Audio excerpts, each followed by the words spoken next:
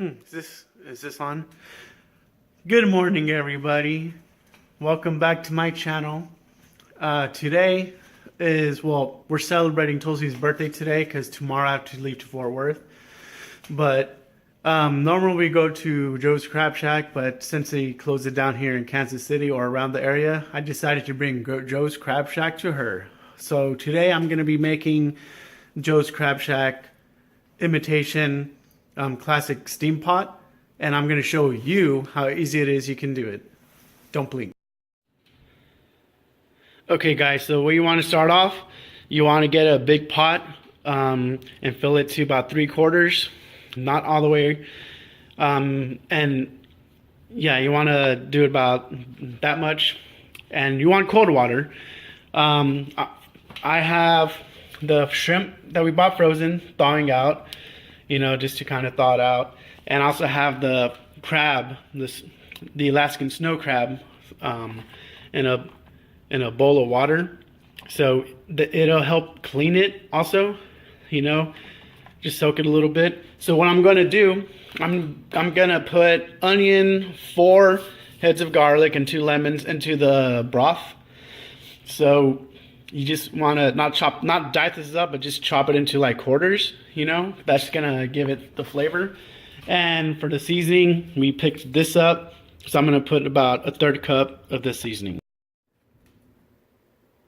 Okay, guys, as you can see, I have chopped up the lemons, 2 lemons. I cut the 4 heads of garlic in half so you can get all the flavor, and a whole onion into quarters. Now, all of this is going to get dumped into the pot, and with the garlic, you're going to dump everything, paper and all, because that's where the flavor is at. And it's going to come out so good, so flavorful. So, while we got that, we still have the shrimp thawing out, and the crabs cleaning out as well. So, while that's going, we got the pot, heating up. So the next step would be I'll put this seasoning about 1/3 cup, maybe a little more, and then dump all of this in, and then you'll want to boil it for, I don't know, like 15 minutes. Okay guys, so I have the seasoning poured in. Just poured it in. So now the next step, I'm gonna pour all of this into the pot. So one at a time, just pour that right in. The other onion. I mean, I could do it with, all at the same time, but that would require both hands, and all of y'all would miss out on the action. Okay, so, go ahead and pour all that in. Just like that. And so, you want to bring this to a boil. Bring it to a boil for about 10 to 15 minutes. So we'll just wait for this to come to a boil. Okay guys, so while that's going, this is still the garlic boil. We're gonna make garlic butter, because that's what's gonna go in the loaf. So I already finely chopped like 4 or 5 cloves of garlic. So you wanna if you have a mincer, that'd be preferred, but I don't have a mincer. So what I did was I chopped, and then I smeared on the cutting board just to give it, that minced texture. So I'm gonna pour that into the butter, and then add a little basil or basil. No, there it is, basil. Okay guys, so you want to make sure that your butter is softened when you mix it. So you want to put the garlic in, which I already did, and throw the basil in there. Mix all that up like I did. And you'll put it back in the refrigerator for, I don't know, about 5 to 10 minutes. Just enough to harden a little bit more. And then we'll throw it with the French bread and throw it in the oven. Okay guys, so after about 10 to 15 minutes of letting the garlic boil go for 10 to 15 minutes, I lowered it down to medium heat, and I'm gonna put the potatoes in the pot. Now, the trick here is that you don't want to fully cook it all the way because there's going to be other stuff going in the pot as well. So you want to do halfway. You want to cook about halfway for right now. So you'll throw in the potatoes for about 4 to 6 minutes. Again, so you just want to just throw it in there, you know. Careful not to burn yourself. Just throw it in there. Just throw it in there. So again, we're gonna go ahead and cover this up, and that'll go for another about 4 to 6 minutes. Okay, guys. So while that's going, I have set the oven to 350 degrees, and I have set my frying pan, to get ready to cook some French fries as well. So I have pre-cut up potatoes that's been soaking. I woke up like at 5 in the morning this morning, so I can cut them up so they can soak in the water for about 3 or 4 hours. I mean, if you leave them overnight, that'd be even better. Why didn't I do that? Because I woke up this morning and thought, oops, forgot to do that last night. So after you soak these for at least 3 to 4 hours minimum, you want to put them, you want to pat them dry. So that'll be the next step. I'll put this in a paper plate with paper towels and just pat them dry until they're super dry. We do not want them wet. And you want to heat your oil for about 300 degrees Fahrenheit, and we're going to parch fry that for about 4 to 5 minutes. And then we'll raise up the heat to have this set at 400 degrees, and then that'll go for another 3 to 4 minutes. And then what you'll get is that crispiness on the outside of the French fry and the fluffiness in the inside.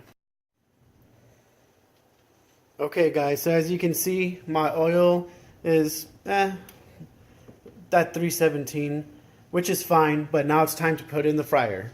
And actually, it's also time to put the sausage in the pot. So about 6 minutes have gone by. So now we're going to put this in the pot. And Walmart didn't have any andouille sausage, so really any smoked sausage will do.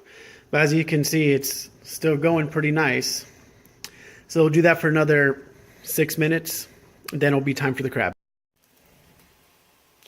Okay, so I cut the loaf in half, and because there's only 2 of us here, and I put the softened garlic butter spread on. So now it's time for the oven. I'm gonna put this in the oven for about 10 minutes. And meanwhile, fries are still going, the pot's still going. Up next is the shrimp, and then the main course, the crab. Okay, guys, so the fries is going.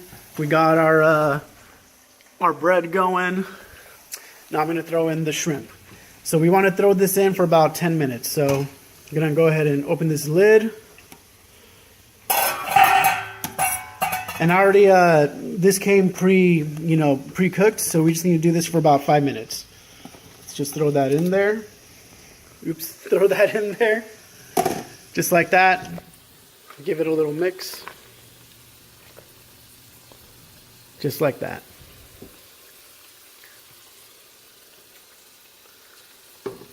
Again, you want to do this for about 5 minutes, 5 to 6 minutes, because it's already pre-cooked.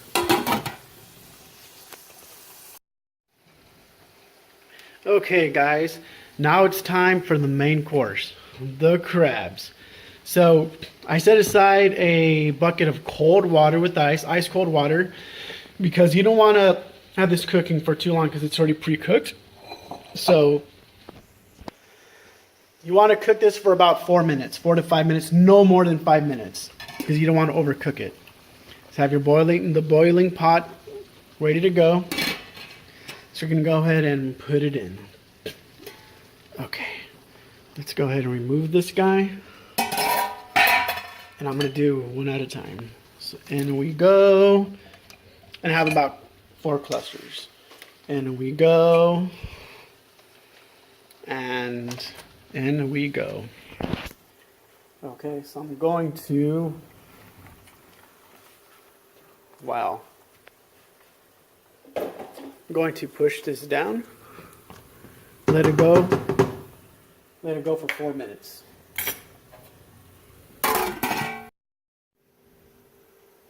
Okay guys, garlic bread is out and it's ready to go. It looks a little burnt on the bottom. Well, actually it's not that bad. So I'm gonna cut this up. Fries are almost done. I'm actually on the second fry. Then the crab is still going. Then we'll be ready. Okay guys, time's up. Now I'm taking out the crabs out of the boil and I'm putting it in the ice cold water. So here's the first cluster. Just put it right in there, guys. Because you want to stop the cooking process immediately. Because you don't want to overcook it. Sorry, I can't multitask too well. Here, I'll try to back off. And then our last cluster. Bam. Okay, so and the rest of the pot, you want to give it another go, just, you know, about a couple more minutes. But for the most part, this was the important task. You need to blanch this for, you know, like about a minute or two, just to give it a shock. Okay, and there it is, guys. So after I blanched it with cold water, now I just let it rest. And the rest will go for another, I don't know, 3 minutes or so. Everything's pretty much ready. I got my last batch of fries in. So you can see, I got my bread out. We're almost ready to plate, guys. Okay, guys, so I dumped all the, you know, garlic boil, stuff like the garlic, onion, lemon. And as you can see, this was the pot that was cooked in. I transferred the good stuff into here. So this will act as our quote-unquote steam pot. The last thing I need to do now is melt the butter, which it's already melting, so this is not going to take long at all. After that, then it'll be time to plate. So I got my fries done, all seasoned up. I got the seafood done, butter's cooking, and I got the bread. The oven's not on, but just to keep it warm, you know. Up next, plating. Oh, okay, guys. The plating's done. We are ready to go. We have our French fries, our garlic bread, our melted butter, and our steam pot. I say this is a success, guys. Now let's go get Tulsi and let her know what she thinks, or ask her what she thinks. Okay, guys. So this is it. It's all plated up, ready to go. And that's how you make a Joe's Crab Shack dinner at home.